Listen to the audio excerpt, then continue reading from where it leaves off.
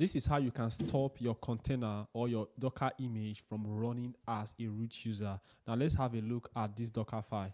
Now, if you have a look at this Docker file, the first thing you're going to see there is that after the base image, which is using Alpine, which is like a lightweight version, a lean version, compared to you using a full-blown OS base image.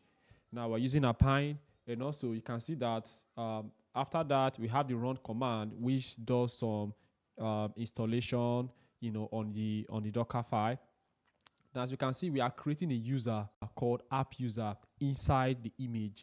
Now, the reason why we're creating this user is because by default, the base image comes with a root user. So whatever application that you are running inside that base image is going to be running as a root user, but we don't want to do that, right? We want to disable any root user privilege, right? That's why we are creating this new user, and we are specifying the user ID to be 1000 and also the group ID to be 1000. Now, if you're familiar with Linux, you understand how to do that on your Linux command line. Then after that, we are also creating a new directory. The default directory that comes with that base image, that directory is owned by the root user. If you are creating a new user and you want that image to run with that new user, it's going to conflict with you're going to have permission denied issue, right? So because of that, we want to create a new directory where we want to copy over our application code. We create the new user and then we assign that user to the directory so that that directory will be owned by that user.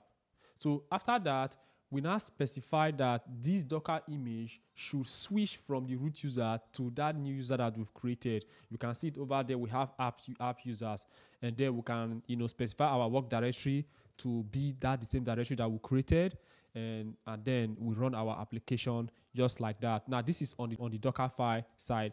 Now if you go to the Kubernetes side, right? If you go to the Kubernetes manifest file, you need to now reference that new user that you've created inside that image. Now, how do you do that? There's one special feed called security context. That is where you need to specify your user, right?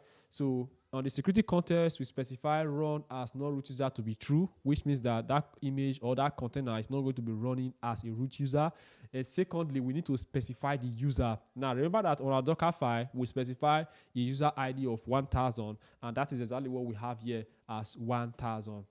Now, if you also go down to the container level, because this first one is at the pod level, we have security context at the pod level. We also have at the container level. Now, if you go further down on the container level, you can see that we have allow privilege escalation to be false. Now, privilege escalation means that we are stopping that user from assuming more privilege than needed. For instance, that